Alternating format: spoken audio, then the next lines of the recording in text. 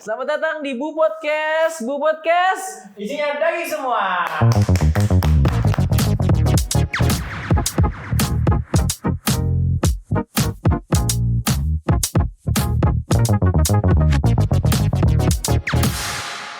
Jadi hari ini kita kedatangan tamu yang punya les bimbel bahasa Inggris terbesar se-Kuningan. Ada Mas Rizky. Halo Mas Ali. Jadi Mas Rizky, boleh perkenalan diri dulu Mas? Biar semuanya tahu Mas. Saya Rizky ya, dipanggil Iki, asalnya dari Kuningan dan juga untuk bisnisnya tadi udah dikasih tahu ya sama Mas Ari. Tuh. Gitu sih. Dan umur di 26 tahun Gila, sekarang. muda banget bro. Udah jadi bos anjir. Udah bisa jadi bos. Jadi Mas Iki, kenapa sih Mas Iki memilih usaha bimbel bahasa Inggris? Itu gimana Mas? Jadi memang awalnya itu kalau misalkan background keluarga juga memang pendidik ya, tenaga pendidik teknik, tapi dari Jogja non formal. Dulu tuh almarhum bapak tuh memang guru bahasa Inggris, tapi non formal. Jadi dulu tuh beliau kerja di Arab tahun 80-an, dia pulang ke Indonesia, dia bangun tempat les. Tapi pada saat itu tuh berjalan sampai tahun 90-an. Dan mungkin itu mengalir ya sampai ke anak-anaknya tuh ada jiwa sebagai guru. Karena kakak-kakak saya juga sebenarnya tuh guru non formal. Kayak gitu. Dan saya coba seriusin bisnis di pendidikannya di tahun 2021. Berarti kalau guru-guru gitu keluarga tuh udah hatam kali ya? Ya udah tahu ya kayak misalkan Iya, mungkin manis pahitnya jadi guru tuh ngerasain. Cuman kalau dulu tuh masih ke family value. Kalau sekarang tuh udah ke lebih profesional lagi. Karena pada saat tahun 2021 tuh kita coba pikirkan core bisnisnya itu tidak menekankan ke kekeluargaan itu bukan sebagai basis utamanya, tapi lebih ke profesionalnya gitu. Jadi kita buat sebuah sistemnya tuh jadi yang lebih profesional. Wis, keren banget. Meskipun dalam satu keluarga ya. BTW tapi kalau bahasa Inggris Mas di zaman sekarang itu marketnya gede nggak sih? Mas apalagi kan kita ngeliatnya kalau Mas di Kuningan aja kan baru ya? Iya. Kuningan Cirebon. Kuningan Cirebon. Kalau Jawa Barat nih, Kuningan Cirebon gitu kan. Awareness bahasa Inggrisnya tinggi nggak sih Mas? Nah, jadi kan gini ya, yang jadi concernnya tuh pada saat COVID kan, aku kan buka bisnis tuh di 2021 tuh COVID ya. Dulu tuh ada PPKM level 1, 2, 3, 4 sampai kayak level geprek lah gitu. Buset, iya bener. Jadi kan yang jadi concernnya tuh adalah course itu tuh sebelumnya tuh secondary. Mungkin pada saat ekonominya baik itu bisa jadi secondary lah buat orang-orang gitu. Tapi yang jadi catatan pas saat COVID itu berubah jadi tertiary. Mau bisnis apapun, sebenarnya bisnis yang konteksnya tuh hanya sebagai pelengkap. Nah, untuk English course sendiri sebenarnya tuh itu adalah world language yang semua orang pasti akan membutuhkan itu. Yang notabene sekarang pun memang ada beberapa pembahasa yang coba reach out ke bahasa Inggris seperti bahasa Mandarin atau bahasa pemrograman, entah itu pun ya. Cuman in the end mereka tetap membutuhkan bahasa Inggris sebagai basis utamanya. Karena ketika misalkan kita mempelajari hal sesuatu apapun, contoh sekarang AI, promptingnya tuh kan mungkin akan better jawabannya tuh ketika kita English gitu kan, in English gitu kan. Nah itu sebenarnya tuh modal awal. Jadi kalau misalkan lihat dari market share-nya itu semakin banyak manusia hidup, semakin besar gitu kan. Tapi ketika misalkan saya coba dari tahun 2021 sampai sekarang ke 2024, itu pertumbuhannya itu eksponensial. Di 2021 tuh kita start mungkin dari 8 siswa ya. 8 siswa itu dan di tahun Juli, karena saya buka itu Juli 2021. Kita dapetin 8 students yang dimana 6-nya itu adalah keponakan. Jadi yang baru memulai, wajar memang. Kalau baru memulai keluarga itu biasanya jadi keluarga lah customer paling setia. Yang murni 2 yang murni itu 2. Dan itu tuh datangnya tuh dari Cikarang. Orangnya tuh dari orang Cikarang. Itu out of nowhere kenapa dia tiba-tiba datang gitu kan. Pada saat itu cuman kita tuh Saya sendiri ya pribadi, kami tuh dari tim tuh nggak ngerasa ini apakah gagal, enggak. Jadi emang pada saat itu kita juga udah punya 6 karyawan, 4-nya guru, ada 2 pengajar, dan di OGs-nya atau orang-orang yang masih bertahan dari 2021 sampai sekarang tuh mereka masih di tempat saya, masih di up gitu. Dia nggak pindah, nggak apa segala macam. Mungkin dulu ada yang ngerasain namanya Miss Nur Aini, dia pas Juli 2021 dia nggak dapat gaji karena konteksnya dia nggak dapat bagi hasil apapun karena dia nggak ngajar. Cuman pada saat sekarang ya one of the best teachers at my course, dia bisa bisa bertahan, gaji juga udah oke. Mungkin itu adalah berjerih payahnya dia juga sebenarnya. Jadi dari 8 sampai berjalan ke 52, ke 100, ke 200, 300, 400, sekarang ongoing ke 500-an. Mau mendekati. Sekarang udah 500. Iya. 500 murid.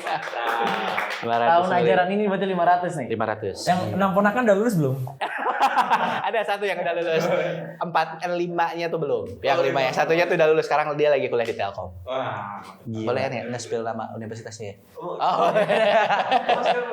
Tadi Mas Iki mention ya kan waktu awal bisnis nih, ya kan udah ada 4 guru kan? Ya, betul. Udah ada 4 guru. Tapi kan anak muridnya masih berapa? 6 atau 8? 6 itu berarti maksudnya gimana? Jadi Mas? sebenarnya yang ketika kita yang aku coba sadari ya pada saat perjalanan itu bukan mengenai sebuah project itu bagus atau nggak bagus, tapi ketika kita memiliki integrity as a human first gitu. Jadi pertama yang harus kita posisikan adalah nih orang ini tuh bagaimana integritinya.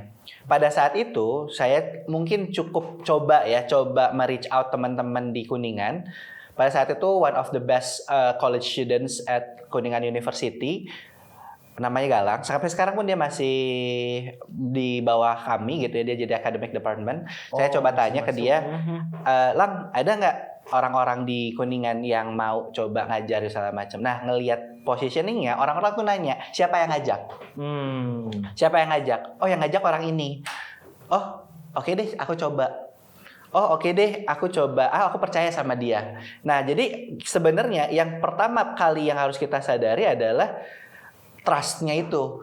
Nah, ketika kita udah punya trust, itu tuh sebenarnya tuh semua tuh akan dimudahkan gitu. Semua itu akan berjalan gitu. Dan semuanya tuh nggak ada yang namanya kayak ketakutan, fear, nanti orangnya tuh nggak percaya sama kita apa nggak. Kalau misalnya kitanya honest dari awal pun, semua tuh akan berjalan aja gitu. Dan integrity sih mungkin yang jadi utamanya. Jadi 6 orang tersebut pada saat itu percaya. Meskipun konteksnya dia juga bener nggak ya it's gonna be my first job gitu kan segala macam, tapi mereka dan membuktikan gitu kan dia masih bertahan sampai sekarang.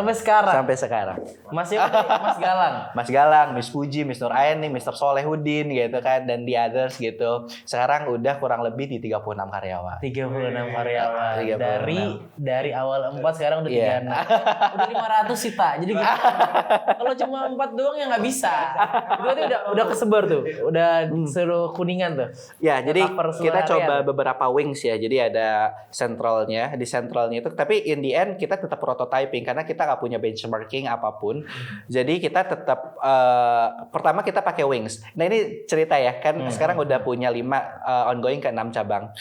Di cabang pertama aku jalan 2021. Pertama tuh aku ngawalin itu tuh literally kalau misalnya orang ngebuat di garasi, orang-orang startup, aku ngebuka itu adalah di garasi juga. Di garasi rumah. Garasi rumah. Rumah orang tua atau rumah sendiri? Rumah orang tua. Rumah orang tua. Belum punya rumah. Jadi kondisi kan saya resign dari kerjaan tuh Juni 2021 kan. Aja kayak Amazon ya.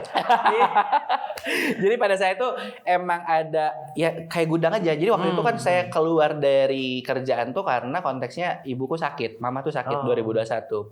Jadi pada saat itu tuh agak berat untuk meninggalkan Kuningan. Jadi aku kerja tuh di Desember masuk tuh ya MT itu.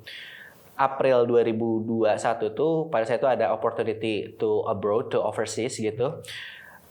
Oh, tambah nggak bisa pulang dong. Konteksnya apalagi kan konteks lagi COVID. Jepang sendiri pun pasti akan strict dengan aturannya gitu kan. Saya nggak bisa kemana-mana. Pada saat itu April saya tahu mama sakit tuh Mei. Dan itu saturasi oksigen tuh kisaran 72. Dan dia itu comorbid. Dan dia mau nggak mau kan. Berat gitu konteksnya tuh. Jadi saya kerjaan dulu ya udah pulang aja buat nemenin mama.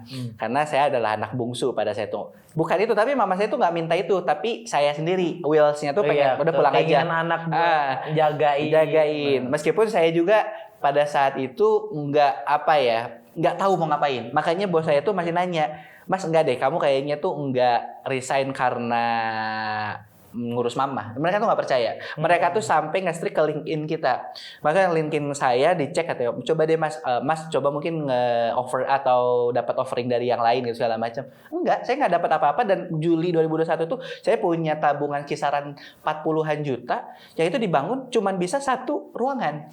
Karena pada saat itu tuh gimana ya kalau tempat les itu tuh bisa ada TV-nya, gimana bisa interaksi, bisa ada audiovisual. Jadi saya investnya tuh ke bagian-bagian sana sebenarnya pas di awal. Ternyata 40 juta tuh kurang, cuman bisa ngebangun 1 kelas pada saat itu.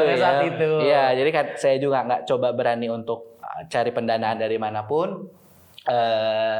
Berjalannya waktu saya nyicil di bulan Agustus nambah 1 kelas karena udah 40-an waktu itu. September nambah 1 kelas lagi, Oktober. Sebenarnya saya itu yang dilakukan ya. Tapi balik lagi ke pertanyaannya, untuk Wings-nya pada saat itu 2021 kan saya coba buka di rumah. 2022 tuh ada 2 kecamatan besar di Kuningan itu, namanya tuh Cilimus dan Jalaksana. Oke. Nah itu tuh ada penyambungnya kecamatan itu, bukan kecamatan, nama desanya tuh ada Desa Manis.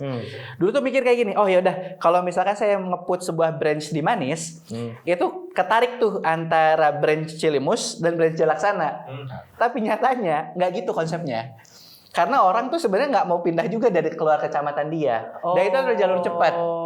Nah itu tuh struggle pas di awal tuh. Jadi kan saya baru punya ada uang sedikit, langsung invest kemana, langsung diputerin kemana. Pada saat itu pas lagi di Manis, saya mikir, kayaknya bisa nih menarik 2 kecamatan gitu. Ternyata nggak works. Pada saat itu kita coba targeting di 50-an, cuman dapat kisaran ya not bad, tapi in the end nggak sesuai target gitu kan. Target. 28. Lo maunya sekian, sekian. Di bawahnya. Jadi masih plus-plus, itu tuh works itu baru 2 tahun berjalan.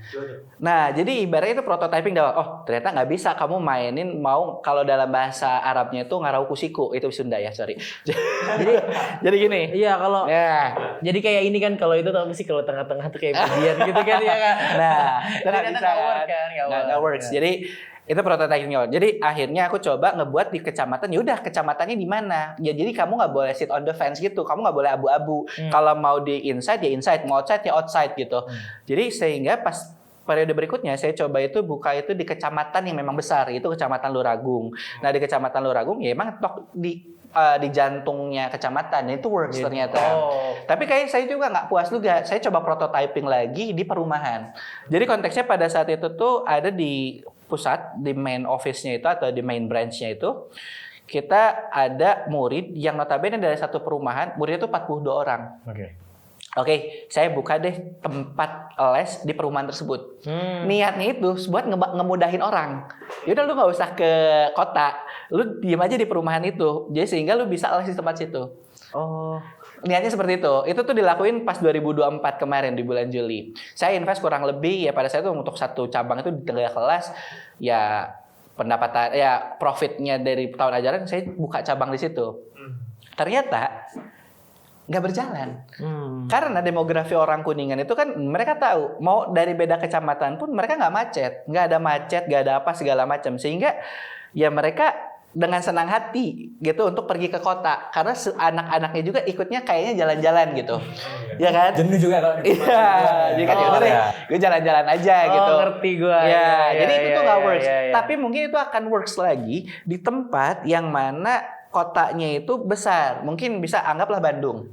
Nah, di Bandung itu mungkin kalau di sebuah perumahan itu akan bisa berjalan, tapi untuk di kota-kota kecil seperti itu. Jadi saya tuh mempelajari bahwa ternyata saya tuh harus coba pemahamin demografinya. Iya, pemahamin demografinya gitu. Tapi apakah ada penyesalan? Enggak sama sekali, karena semua itu intinya tuh aku menginvest segitu banyak, ya intinya aku bisa belajar dari situ.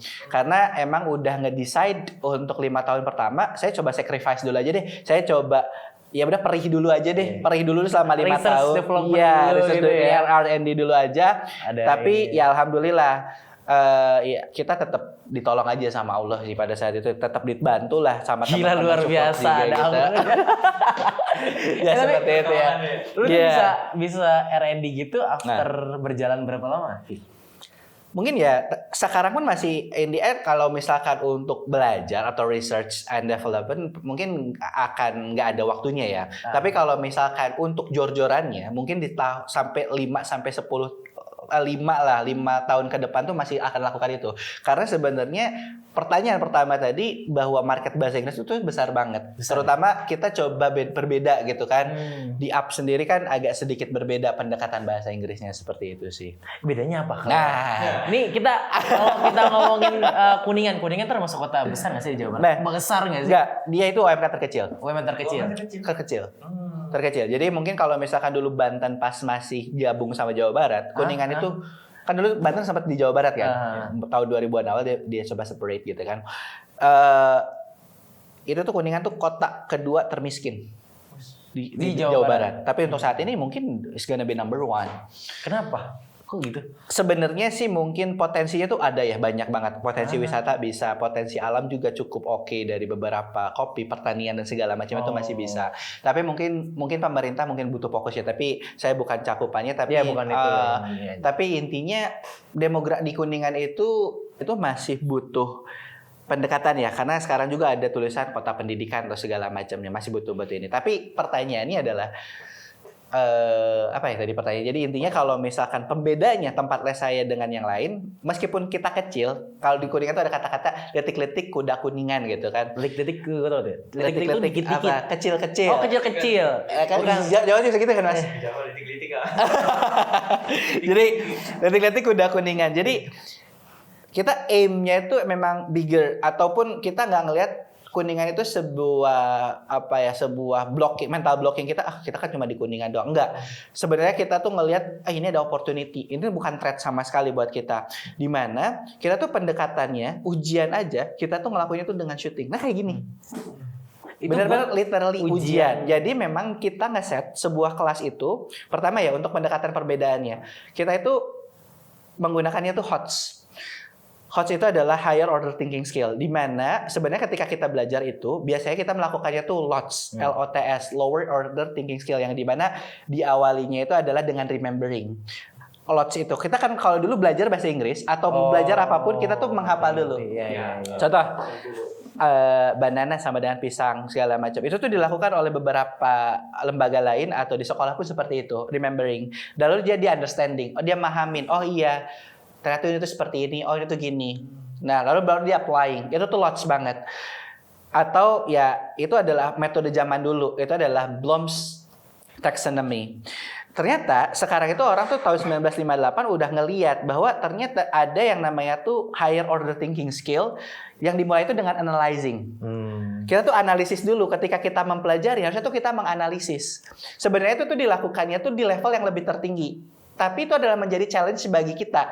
Bisa nggak sih anak TK udah analyzing? Kenapa memang ada kita lakukan itu? Karena ada yang namanya tuh knowledge decay. Knowledge decay itu apa ya? Busuk. Jadi ketika misalkan kita mempelajari, menghafal, anggaplah sekarang belajar fruits dan vegetables. Besok kita belajar transportation. Itu tuh akan ada decay, akan ada lupa. Karena nggak ada. Nggak diajari. Maksudnya dia tuh ketika ingat buat apanya tuh bingung. Iya, gitu, betul. Jadi harusnya mereka itu mempelajari segala sesuatunya ya dengan menganalisis dulu. Betul. Apakah remembering itu nggak penting? Nggak juga. Tapi kita menekankan melakukan lots-nya itu di rumah. Kan itu loh, itu bisa dilakukan di ring pertamanya dulu, di keluarganya. Jadi nanti datang ke tempat kita tuh udah lebih menganalisisnya. Ya, jadi dibandingkan anggaplah kita belajar 90 menit. Yang dilakukan oleh di sekolah atau di lembaga yang lain itu kan seperti ini. Dia tulis di papan tulis gurunya. Betul. Nanti anak akan rewrite kan. Dia akan nulis ulang kan apa yang di papan tulis kan. Disuruh ini juga dulu. Kan? Kayak ini apa gitu. Disebutin. Banana, pisang, terus kan atau apapun itu dia baca segala macam. Mungkin itu takes 30 mungkin to 45 minutes itu tuh ngambil, takes time. Ngapain itu dilakukan di tempat les yang sebenarnya itu guru itu bisa jadi facilitator. Nah, itu yang jadi concern utama kita pas dari awal. Nah, jadi sebenarnya kalau misalkan in the end yang harus jelas itu adalah value preposition-nya. Kita tuh punya ada keresahan, kita belajar 12 tahun belajar bahasa Inggris, toh pas lagi ditanya interview sama pas mau kerja, what's your name? I don't know. mungkin kita gagu atau kita bingung segala macam karena kita tuh talk grammar. Karena ada ketakutan salah. Padahal nggak apa-apa, kita mempunyai accent sendiri. Anggaplah kayak misalnya Pakistan, India gitu kan, mereka mempunyai accent sendiri. Ya kan? Do or everything gitu kan. Singapura. It's okay lah. Ya kan? Apa sih nggak banget kalau Singapura apa gitu? Ya, Singlish. Ya, Singapura English. Jadi it's okay, tapi orang Indonesia itu notabene ada ketakutan. Dan itu tuh memang dibuktikan oleh IF Proficiency Index tahun 2023. Dia itu konteksnya Indonesia dari 113-an negara, 111-an negara, itu kita 79. English First Proficiency Index itu dia itu ngetes di mana negara yang bukan non-English, jadi kayak Australia atau bukan mother tongue ya mother tongue itu kayak misalkan others country, Indonesia tuh ke 79. Dari berapa tadi? Dari 111-an, 113 atau 114. Low banget berarti ya. Dan tapi pada saat 2024 itu semakin buruk. Di ke 80, bukan semakin naik. Jadi ibaratnya orang Indonesia banyak ketakutan salah. Padahal yang harus kita ketahui, make a mistake is a must. Buat kesalahan itu tuh adalah proses belajar. Nah, tapi itu adalah yang mempengaruhi. Jadi kita pas pertama kali yang ngebuat beda itu adalah HOTS, yang kedua adalah environment. Jadi memang kita ngebuat udah ada orang ngomong apa siapa, jangan ngomong sok Inggris. Nah itu kan kebiasaan orang Indonesia apa ya, menjudge. Iya, orang Indo ya. Tapi mungkin ya. itu dulu ya. Sekarang ketika misalkan kita buat dari lingkup terkecil sekalipun, misalkan di up sekalipun, mungkin dia akan membawa itu ke sekolah. Karena kan apa itu banyak dari sekolah-sekolah yang lain. Semoga harapannya itu kan dia menjadi role model bahwa it's okay to make a mistake gitu. Jadi halnya untuk up sendiri, kita ngebuat ini jadi movement di awalnya gitu kan. It's okay, we make environment gitu kan. Itu yang kedua. Terus yang ketiga juga kita ngebuat semuanya itu ada guideline-nya. Contohnya adalah 90 minutes of happiness. Jadi kita menerapkan yang tadinya dari HOTS tadi itu kita breakdown jadi 90 menit kebahagiaan. Dimulai dengan harmony hour, lalu juga yang kedua ada Upcast, yang ketiga ada Up Yourself, dan yang terakhir itu adalah Chill Chat. Tapi semua itu tuh kita bungkus dengan cara The Golden Circle-nya Simon Sinek atau Start with Why. Sebentar nih, kayaknya agak bingung nih. Itu sih Golden Circle misalnya kayak itu tuh kayak experience berarti jadi di luar ngajar-mengajar atau gimana? Iya. Jadi kita itu untuk ngebantu menganalisisnya dibandingkan kita misalkan guru datang. Guru datang tiba-tiba bilang, "Oke, today we will learn about the simple past tense." Oke. Berarti kan kalau orang yang udah ngerti dia udah tahu kita mau ngomongin sebuah masa lalu. Tapi orang yang nggak ngerti apa sih gitu kan. Itu adalah what-nya. Orang tuh terbiasa dengan mengajarin tuh dengan what. Sehingga gimana caranya? Gitu kan? Gimana caranya emang kalau misalkan kita ngebuat sebuah simple past tense. For the positive sentences you use subject, verb to, OTW. OTW itu objek, tempat, waktu. Komplementnya. Kalau negatif ya tinggal did, not, verb 1. Atau misalnya interrogatifnya tinggal did, subject, verb 1. Terus murid nanya, "Lah kenapa aku harus belajar itu?" Nah itu, gue juga dulu. Sebenarnya basic ya? Itu basic. Tapi pendekatannya di up, itu kita selalu nge-bridging anak itu dengan yang namanya the golden circle or start with why. Kita akan selalu tanya dulu. Have you ever gone to Bali or have you ever had a vacation to Bali? Misalkan, pernah nggak sih lu pernah kesini? Misalkan gitu kan. Lah, gue pernah. Lah, lu nggak pernah. Lah, kalau misalkan gue pernah dan lu nggak pernah, gimana? Gitu. Ngerti. Jadi lebih ke experience-nya. Itu adalah salah satu contoh. Ya, jadi salah satu contohnya untuk kita nge-bridging ke anak itu. Jadi anak itu lebih, iya ya, aku engaging ya, aku tuh terlibat di sini. Jadi seakan-akan dia itu meramu kurikulumnya sendiri. Dibandingkan kalau misalkan kita langsung tok nih materinya ini. Nah, betul. Jadi kayak gitu sih. Berarti si Golden Circle itu metode pengajaran, berarti pionirnya up berarti. Karena maksud gue, kayaknya setahu gue di bimbel lain nggak ada nggak sih kayak gini? Aku gue nggak bisa bilang nggak ada. Cuman mungkin metode sekiranya ada pun sulit untuk diimplementasikan di berbagai karena harus ada coaching yang jelas segala macamnya, harus ada research terus-menerus seperti itu ya. Jadi untuk ada the start with why ini setoh ada pun untuk menjaga kualitasnya itu yang memang jadi concernnya, karena in the end our business is service itu intangible yang dimana sulit untuk dikontrol dibandingkan kalau misalkan tangible ya yang terlihatan gitu. Jadi apa ya, itu juga tantangan dari kita untuk bisa menyetarakan dari 5 sampai 6 atau bahkan nextnya kita coba buka 10 cabang pun kualitasnya itu terjaga kayak gitu. Gitu sih. Tapi kalau ngomong-ngomong soal apa ya, bisnis Rabas kan udah banyak kompetitornya. Nah, Apalagi di Indonesia kan Pulau Jawa aja lah, apalagi Kuningan lah. Di Kuningan dulu aja banyak nggak kompetitor? iya, banyak. Jadi ada pemain lama gitu kan. Tapi kalau misalkan kita bisa separate into kuadran, sebenarnya itu ada 4 kuadran bisa kita bilang asumsikan. Itu ada lokal. Jadi mungkin axisnya itu adalah lebih ke traditional method. Traditional method tuh yang tadi yang belajarnya itu adalah Silots. Iya, jadi dia itu lebih ngapalin Lots ujiannya yang baca tulis gitu. Pokoknya lots ngapalin aja gitu. Mungkin sebelah kanannya itu adalah lebih ke project based. Makanya tadi kalau di up itu ujiannya tuh kan shooting, itu kan project based gitu kan, entah cooking or reviewing something gitu kan. Nah, mungkin X Y-nya itu, Y line-nya itu adalah local course and national course gitu kan. Mungkin yang besar itu ada LIA dan juga IF. Tapi LIA itu pendekatannya mungkin lebih ke traditional method. Tapi dia udah di national course, udah ada di berbagai bahkan di Tapi di Kuningan ada. Nah, di Kuningan tuh paling dekat ke Cirebon memang. Oh, Cirebon. Di Kuningannya belum ya? Belum. Nah, kalau misalkan untuk yang menarik itu adalah EF Adult. Jadi dia itu di bagian project base dan juga di national course. Sedangkan up itu maksudnya masih di local course. Tapi kita tuh punya mimpi untuk 5 tahun ke depan kita udah bisa bersaing dengan mereka. Si gede-gede Iya, itu ya. Betul. Jadi Segede karena kita coba Slay the King in Kuningan juga pada saat itu mereka pun kan kita coba kerjasama dengan Cambridge University Press untuk kurikulumnya sendiri. Di Kuningan tuh belum ada, tapi di Cirebon, di Majalengka, di Bandung tuh banyak dan mereka tuh kaget ketika mengetahui jumlah murid kita. Jadi pas ditanya, "Mas, ini mau pesen buku berapa?" "Oh, ini kita pesen 520." Kayak Oh, itu pesannya ke Cambridge berarti? iya, itu kita langsung dari Mentarinya, tapi itu kita langsung dari Singapura untuk dapat itu. Kan biasanya banyak pesanannya ya. Sedangkan yang lain Iya, pada saat itu kayak agak kaget. Mas, ini udah kayak sekolah. Oh, ini udah lebih dari sekolah. Sekolah pun lebih kurang dari 500 bahkan. Swasta terbesar di Kuningan itu, sekolah swasta terbesar itu SD ya, kelas 1 sampai kelas 6, itu muridnya 600. 600 lu udah dikit 520. banget. Ini 500 juga bukan 500, pasti 500 sekian kan? Iya, 500 sekian. Tapi ya, in the end, kita pasti aim higher untuk bisa main di national course karena kita percaya dengan value proposition kita tuh jelas gitu. Letaknya tuh kita bawa, oh iya, gue tuh pengen kayak gini loh.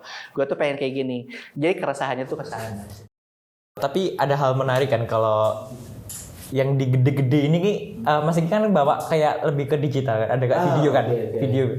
Nah sekarang komputer kan nggak ada nih, ada hal unik lagi lah di app ini kan. Jadi ini menarik ya pertanyaannya. Jadi sebenarnya mungkin yang bisa kita jual adalah personalization ya. Jadi kita itu bisa dekat banget dengan murid.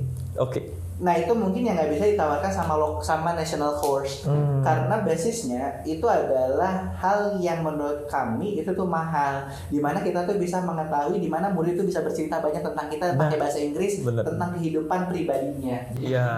Jangan kayak guru, kayak temen. Iya, benar-benar. Itu tuh nilai yang mahal banget dan dimana itu adalah salah satu study case yang akan selalu kita pertanyakan pada saat recruiting. Di pada saat tahap ketiga. Aduh, dikasih tahu ya, nggak apa-apa lah. Nah ini national treasure ini maksudnya. Masuknya ini. Di tahap ketiga itu, kita benar-benar ada yang namanya study case. Yang study case itu nggak nyambung sama sekali dengan guru. Nggak sama sekali nggak nyambung. Tapi lebih bagaimana as a human. Karena yang itu human touch itu nggak bisa digantikan oleh AI toh di ujungnya. Karena kita harus bisa ngeliat juga visioner ke depan.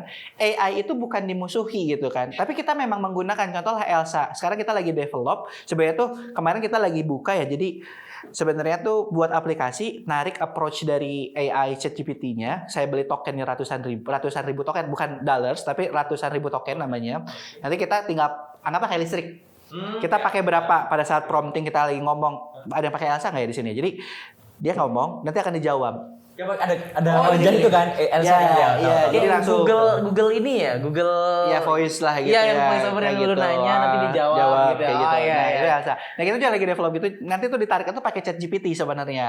Jadi kita lagi beli tokennya aja. Beli tokennya nanti develop. Jadi sebenarnya kan bisa beriringan gitu bahwa dengan teknologi itu. Tapi untuk pendekatannya kita harus percaya bahwa human touch itu nggak bisa digantikan oleh yang namanya teknologi. Benar. Ya, meskipun ada film Her or Alan Turing dengan ininya ya film. Belum sampai sana sih kalau kata gue ya. Tapi in the end gitu, Iya. human touch needed lah sampai kapanpun. Itu yang nggak bisa digantikan oleh AI. Itu yang beda sama yang lain. Personalification-nya, sama course yang lain. personalnya tuh kita dekat banget. Iya, sekarang biasanya kalau yang lain-lain kan habis ngajar pulang. Ya. Ngajar pulang dah ketemu cuma di kelas aja kan Nggak ada kedekatan. bisa. Ya, ada and you know, sekarang pun murid-muridku tuh dia itu kayak misalkan nge-DM Instagram tuh, Mister, I got 4 gold and 2 silvers. Could you afford me a coffee? Oh iya. Jadi, tapi minta ditraktir. Iya. Ditraktir. Jadi dia itu sampai berani Inggris. untuk bilang. Jadi memang nggak ada boundaries yang seperti apa. Tapi I think manners mereka pun oke juga, karena mereka juga membiasakan. Menurutku Gen Z dan Gen Alpha itu mereka itu memang pendekatannya memang menarik ya. Jadi kita nggak harus strict seperti apa, nggak harus ada rules yang seperti apa. Mereka juga tahu kok tentang mana yang baik dan benar. Lebih cepat dibandingkan kita, karena mungkin ada teknologi yang namanya TikTok segala macam. Kita tanpa follow melewat gitu kan, apapun itu. Jadi mereka itu sangat dekat lah dengan saya. Khususnya kan saya juga nggak banyak ngajar sekarang, tapi mereka dekat. Saya hampir 400-an murid saya hafal nama-namanya. 400 nanti gua nanti absen. Dan bahkan ada yang namanya double tuh saya ingat Azkia, Samha, Saufa itu ada 3 orang. Itu siapa? Maksudnya apa tuh? Jadi di tempat lesku tuh ada yang namanya tuh mirip. Oh. Bukan mirip dan memang sama. Nama panjangnya atau Nama panggilan? Bukan nama panggilan, memang nama lengkapnya itu adalah Azkia, Samha, Saufa, itu ada 3 orang. Cuma beda cabang, enggak. Cuman yang kembar ada yang kembar. Cuman dia dan Gina itu kan masih akal. Cuma beda N kan. Ya, betul. Kalau sekarang berarti bukan customer ngomongnya apa ya? Students mungkin ya. Student berarti masih banyak di kalangan SD atau SMP atau SMA? Oh iya, kalau misalkan anggaplah persentase dari 100%, 40% itu SD, 40% juga SMA, dan 20% itu SMP. Kenapa? Karena kalau SD itu masih disuruh gitu sama orang tuanya, kayak, lu les dah. Ayo deh kak les gini masih ada paksaan. Ada paksaan ya. Tapi pas dia maksa tuh sebenarnya tuh itu ada yang dilakukan ya sama orang tuh kan pasti nggak suka dulu, tapi pas udah nyoba, ternyata kayak gini, suka. Dia suka, dia tuh akan mempelajari sendiri sebenarnya. Suka kok ketagihan. Nah, dia ketagihan. Nah, kalau anak SMP itu tuh nanggung. Nanggungnya tuh gimana? Kayak misalkan disuruh sama orang tua udah nggak. Iya. Untuk ujian mau masuk kuliah pun kejauhan. Iya. Nah, jadi nggak ada paksaan gimana deh. Beda sama anak SMA. Kalau anak SMA tuh memang udah nggak terlalu dipaksa sama orang tuanya, tapi dia udah pikir, oh iya, gue butuh, gue mau kuliah. Kebutuhan diri sendiri. Nah, itu tuh ada pikiran ke sana. Jadi sehingga kalau proposition mungkin 4-4-2 kayak gitu sih. Seret kayaknya. Ini loh. Menarik banget, tapi kayaknya kita harus karena Kiki ngomong kita harus makan. Betul, kita ada makanan. Boleh dong. Oke. Barani. Ada Mbak Rani. Barani. Ini nggak usah terlalu horny. Ini emang upacara SD. Ayo sini Barani. Jadi ini cast kita. Ya. Barani mau ada mukanya nggak? Nggak ada. Barani malu-malu. Mungkin nanti Barani akan nge-cast nanti. Cast Dota. Wow, unyil ya. Ini ada kue. Minum dulu, mau makan dulu boleh. Tahu ya ininya ya. Kayaknya aku Silakan. tuh tahu ya. Ini bukan Iya makanan dong. ikan lo ya.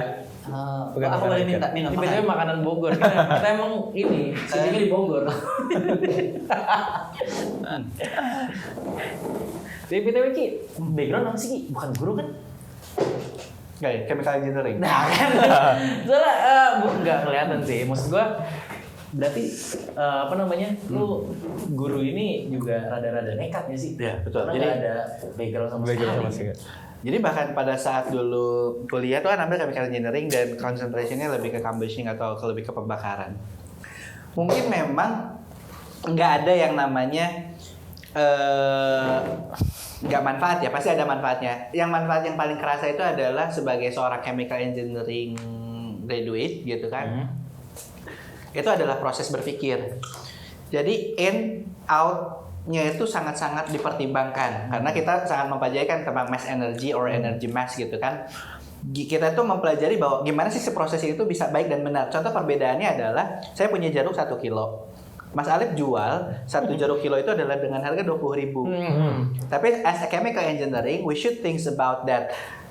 Dibandingkan saya ngejual tok raw about the orange sekitar harganya tadi 20.000. 20.000 lo mesti olah. Nah, lebih ke proses karena basisnya saya pun ketika kerja adalah as a process engineer sebenarnya. Nah, ketika datang ke up atau ketika membangun bisnis, yang saya strict adalah prosesnya. Jadi makanya ada 19 Minutes of Happiness, HOTS, segala macamnya itu, pendekatannya itu tuh karena saya percaya bahwa proses yang baik akan menghasilkan output yang baik. Itu ada batu ikhtiarnya gitu kan. Nah, jadi inputnya seperti apa, prosesnya seperti apa, outputnya seperti apa. Jadi memang struggle di awal dan ya banyak lucunya aja gitu pada saat ketika misalkan ngebangun bisnis tuh kan pasti ada banyak banget perubahan ya. Pengajar tuh kayak berarti sih bahasa Indonesia ya. Maaf. Nanti ada translatornya di bawah. Jadi oke nggak sih kayak misalkan ini kok banyak berubah ya? Dulu kok gini yang ngajarnya ya? Oh ini gini. Tapi yang harus dikasih lihat sebagai seorang CEO itu bukan sebuah aturan sebenarnya. Contoh maksud aturan tuh gini. Kalau misalnya kita memimpin 1-2 orang, mungkin kita bisa mengaturnya tuh dengan dikte. Contoh, Mas Yuta hari ini kamu gini-gini ya, Mas Alif kamu hari ini gini-gini. Kita bisa kontrolnya gampang. Ketika misalkan toh bigger, the company is getting bigger, mungkin kita bisa mengaturnya itu dengan SOP. Iya. SOP-nya, oh ini SOP-nya kayak gini, atau enggak kita pakai chart BPMN gitu kan, proses diagramnya itu seperti apa, gini-gini itu bisa. Tapi kamu akan capek ketika misalkan di titik kamu melakukan itu ketika yang kamu pimpin itu lebih dari puluhan, ratusan, itu akan capek. Susah. Yang harus kita percayai dari awal, meskipun kita mempunyai 1-2 karyawan pun yang harus kita pegang adalah value-nya. Ada satu sisi, ada satu kebiasaan yang sebenarnya saya tuh nggak coba ajak mereka. Itu adalah bangun dan juga bangun pagi dan juga misalkan Bentar bangun pagi. Ya, Bangun tidur apa bangun gitu. tidur. Jadi mereka itu satu mes lu sebut mereka tidur kan kan dulu ya.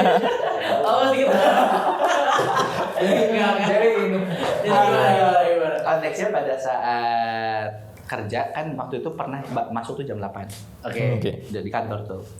Beres kantor kan jam 5. Pas awal muridnya sedikit kan mungkin 4:30 juga udah pada beres gitu kan, guru segala macam. Mereka tuh tahu aku adalah manusia terakhir pulang kantor misalkan jam 8. Bang, tapi tiba-tiba jam 7 tuh udah di kantor. Oh lu? Ya. Lu berarti paling pertama, paling akhir pulang, paling pertama masuk. Ya, Iya. itu tuh dilakukan. Tapi aku nggak ngajak mereka, dan aku juga mereka mau tenggok pun nggak masalah. Dan aku malah menyuruh mereka untuk tenggok. Jadi sudah pulang balik aja, ngapain? Mau nyuruh apa? Tapi itu adalah di satu sisi dia tuh ngelihat, oh dedicated di sana itu ada gitu. Itu satu. Terus yang kedua mungkin ada value-value yang aku coba ceritakan. Contoh. Tapi ini konteksnya udah selesai ya, udah terlewat ya, bukan pada saat lagi kejadian. Gini, contoh sederhana. Tahun 2022, 1 Desember itu jatuh letaknya tuh di Kamis. Kamis. Konteksnya udah gajian dong. Udah gajian, 30 November udah gajian. Duit tinggal 16.000. Wah, 16.000 Mas. Iya, oke. Ada satu karyawan itu, dia mau PPG. Izin, aku coba vakum dulu. Aku mau PPG. PPG itu pendidikan profesi guru gitu. Pelatihan ya, sertifikasi guru lah gitu. Untuk mendapatkan gelar GR. Aku ya udah nggak apa-apa Mas gitu kan segala macam. Cuman aku pengen ngasih memori buat dia. Ya udah kita makan-makan. Tapi tahu kan tadi uangku 16.000. Dan saya pada saat itu ya udah aku pilih beberapa rumah makan, nanya ke forum, ayo mau makan apa? Kontaknya tuh pada saya itu karyawan 2022 tuh udah 12-an atau 13. Nyesel dia tuh. 16.000 nanya lagi ya. Nanya gitu kan. Kalau cuma sempol kan lumayan kan. Angkringan apa gimana? Angkringan. Ya pada saat itu dirapat gitu kan. Ini Mr. X mau keluar gitu kan. Mau vakum gitu. Dia mau ke Tasik, ke Unsil pada saat itu. Izin gini. Ayo kita makan-makan. Aku sebutin lah 3 restoran yang notabene kayaknya one meal habis lah 1 juta tuh habis gitu. Tapi uang cuman 16.000.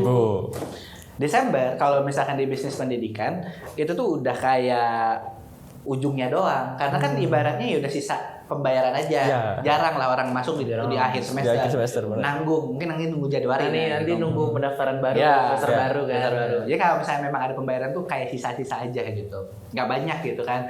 Pada saat itu, ya udah ke sini, ke restoran yang paling mahal. Gitu.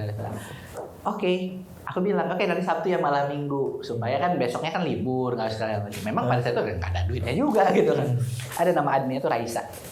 Hari Jumat gitu kan. Res, ada yang bayaran nggak? Nggak ada. Ya kan, oke. 16.000. 16.000. Makan yang bisa makan, karena kan ada mamah juga gitu di rumah, nggak jadi masalah. Terus mamah nanya, Dek gimana Gisel? Cuma aman. Aku tuh ya yang jadi Pede banget, aman. Aman. Jangan pernah ngebuat khawatir orang tua. Nah, iya, benar, takutnya benar. kan dia malah kepikiran, misalnya Benar, aman gitu kan. Pas Sabtu pagi aku coba tanya jam 10 tuh, Mas ada yang bayaran? Oh nggak ada gitu kan. Jam 1 siang tiba-tiba ada dokter dari Ciparai, Bandung. Kita kan base-nya tuh di Kuningan. Iya. Orang jauh-jauh dari Ciparai, Bandung nanyain tempat les bahasa Inggris. Tempat les di Kuningan. Iya. Private untuk TOEFL. Oh. Couple. TOEFL. Oh, TOEFL preparation. Keren gue buat couple. TOEFL preparation ada 6 dokter. Jadi kurang lebih 6 itu dapatlah 12 juta pada hari itu. Bentar, pressure nggak kalau dokter lo ajarin? Enggak. Enggak. Karena sebenarnya itu balik lagi, karena saya juga pernah ngajarin dosen. Calon bupati juga pernah. Calon bupati mana? Kuningan. Jadi, Enggak. Ya, nantilah. Anaknya bupati juga ada. Terus bahkan anggota dewan segala macam itu biasa. Jadi ibaratnya saya tahu apa yang harus saya sampaikan, kami sampaikan gitu kan segala macam. Yang jelas untuk pressure sih pada saat itu mungkin di awalnya aja kayak it's okay if you were taught by me gitu kan, diajarin dengan yang lebih nggak masalah kata dia.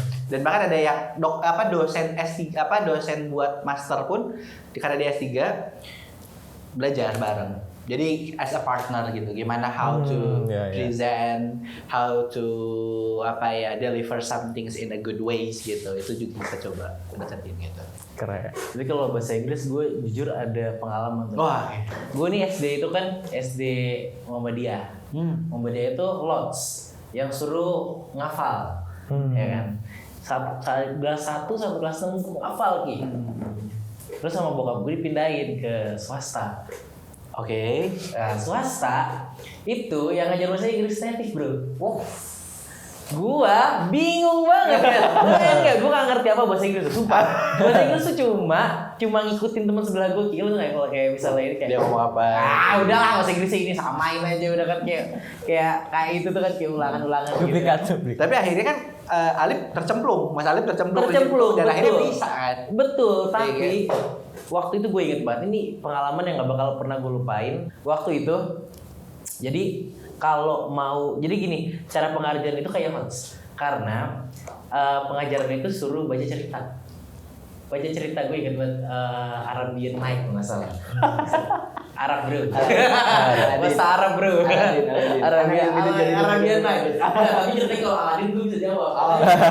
Oke, ini bukan ya. Pokoknya kita itu disuruh di kelas itu baca sendiri. Nah nanti setengah jam kita kayak diskusi, ya kan, kayak diskusi gitu. Jadi kalau lu mau keluar kelasnya, itu harus bisa jawab pertanyaan dia. Oke. Jadi lu nanya kan banyak tuh. Nah, gue terakhir Ki. Dari berapa sih? Dari 30. Sumpah gue gak ngerti apa-apa Ki. Nama Muhammad tengah-tengah harusnya. Ya itu kan absen dah. Oh langsung acak-acak. Yang tahu angkat tangan. Listnya ini tunjuk. Native. Kan nggak mau jumawa tuh akhir-akhir aja. Enggak, jadi gini, terakhir karena gue nggak bisa jawab karena gue nggak ngerti. Gue pakai bahasa Indonesia, dia pakai bahasa Inggris. Dua-duanya nggak ngerti. Pulang dia, nggak kelar gue.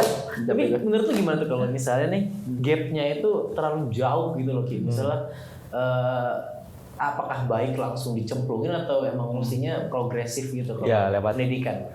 Untuk pendidikan sebenarnya kan ada yang namanya diagnostic test dulu ya di awal, atau yang namanya mungkin disebutnya umumnya itu placement test, penempatan level atau misalnya seperti apa. Tapi kalau misalkan toh lingkungan itu memang harus dicemplungin. Harus kalau lingkungan. Karena akhirnya mereka itu akan berpikir, tapi cara membawakannya itu adalah bagaimana cara menyemplungkannya itu dengan menyenangkan. Jadi tidak ada judging di sana, tidak ada assessment yang berlebihan tentang anak itu. Oh, si anak ini gini, si anak ini nggak ada. Lalu juga memang kita ngasih namanya gamification juga. Gamification itu memang research juga. Kita coba pendekatan, kita juga subscribe kelas dojo, di mana murid itu mengetahui gitu bahwa oh aku tuh kelemahannya di mana, kekurangannya di sebelah mana, dan nanti tuh dia tuh akan mendapatkan poin. Jadi dia datang ke app, di environment app, dia tuh as a karakter. Karena itu adalah sebuah pelajaran kayak Roblox. Dia kayak Roblox tuh kan anak tuh kenapa sih seneng banget main Roblox? Roblox ya. Kenapa kalau belajar dia nggak mau? ya. Sekiranya ada murid yang suka belajar, itu tuh minoritas. Tapi yang suka Roblox itu mayoritas. Kenapa nggak kita simpen si Roblox itu di sebuah pembelajaran. Sehingga kita ke gamification. Jadi ada reward dan ada punishment.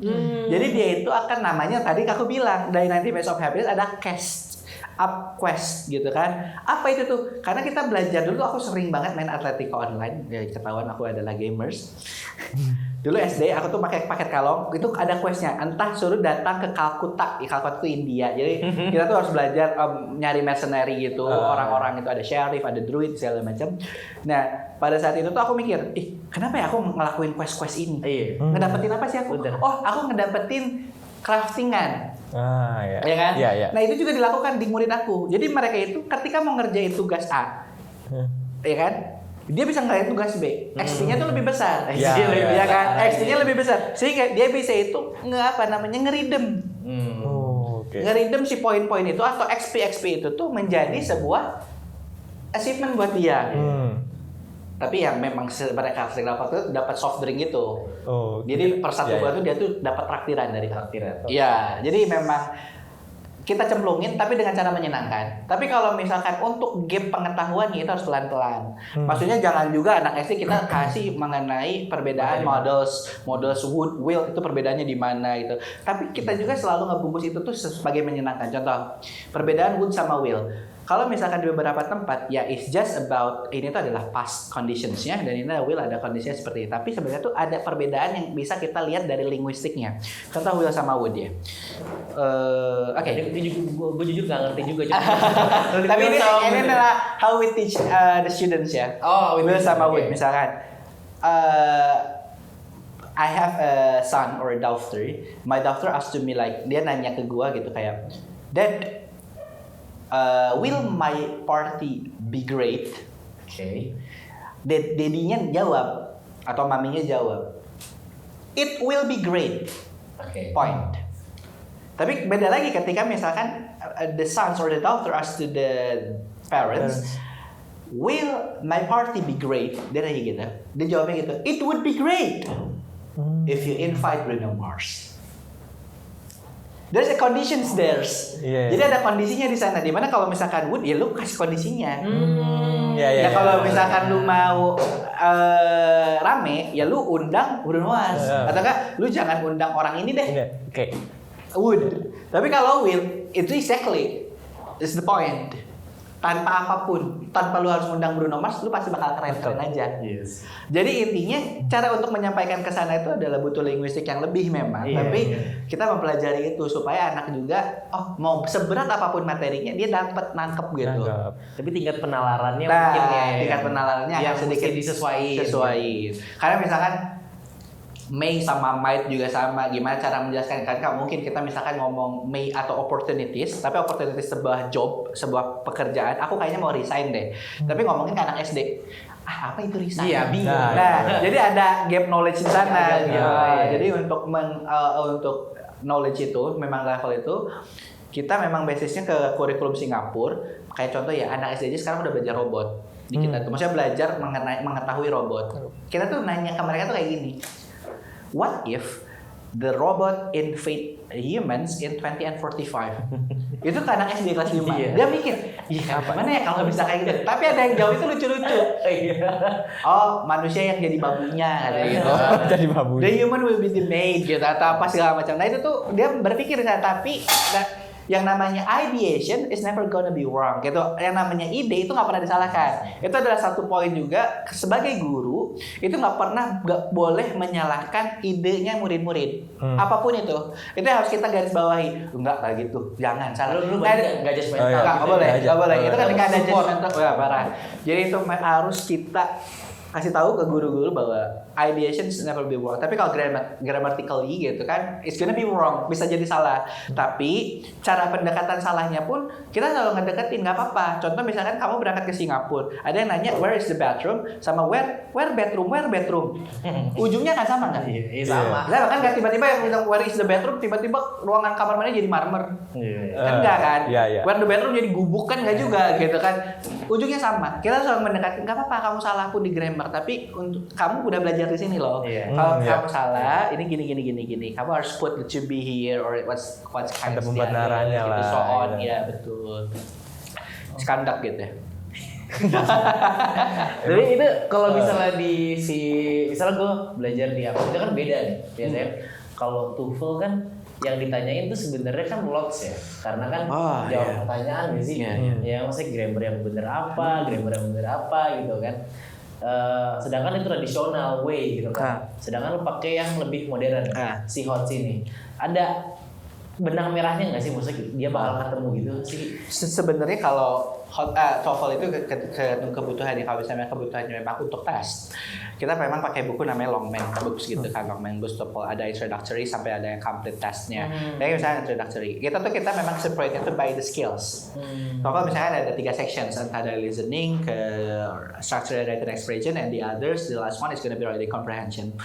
Nah, itu tuh ada skillsnya. Contohlah structures and written expression. There are 25 skills. Listening itu ada 10 skills. Kita tuh nge-breakdown mereka. Memang cara untuk pendekatan itu mirip sama SNBT ya. Ujian kalau zaman kita SBM, LTBK gitu kan. Dua OMPT. Itu pendekatannya memang by the questions. Sebenarnya tuh berdasarkan pertanyaannya. Cuman kita ajarin gimana cara jawab yang cepat. Nah, yang cepat itu ini lu lihat aja di sini ada subjeknya enggak, di sini ada verbnya enggak. Ya lu kan ini enggak ada subjeknya, enggak ada verbnya. Ini ada connector, lu butuh 2 subjek kalau kayak gini. Nah, itu lebih ke sana buat ngininya. Tapi untuk ke lots dan hots-nya, untuk jawabannya, untuk ngebuat skills-nya itu butuh hots. Tapi untuk menjawabnya itu cukup just lots. Oke. Karena dia akhirnya si murid itu hanya kata misternya gini. Karena kebutuhannya itu memang dia itu hanya untuk tes. Berbeda. Needs-nya itu berbeda. Kalau si HOTS itu biar bisa bincang gitu ya. Bincang gitu. Tapi yang terpenting kamu mesti bincang. Benar, betul. Maksud gue kalau lu bisa bahasa Inggris, grammarnya bisa, tapi ketemu orang bule gagap, jadi sama aja kan. Apalagi kan kalau tes IELTS kan harus ngomong kan. IELTS ngomong ya? Ngomong, ada speaking. Oh iya, ini juga ada speakingnya juga. IELTS kan ada 2, ada IELTS academic sama IELTS career. Jadi kalau yang susah itu sebenarnya IELTS academic karena the text or the context would be like a paper or journal gitu. Jadi dia lebih ke paper sama jurnalnya itu apa. Dan itu tuh mungkin kita nggak belajar bioenergy, economic misalkan. Atau aku sebagai chemical engineer tiba-tiba pertanyaannya tentang syariah ekonomik. Ya gimana? Anjir ini gimana gue jawabnya gitu. Tapi kita harus mikir sebenarnya itu adalah kita yang ada levernya aja yang baiknya itu kayak seperti apa. Ya. Seperti itu. Assumption, reason, explain or example, and link back. RL namanya. Kita harus ulang-ulang kayak gitu. Tapi gue pengen tahu deh. Your take.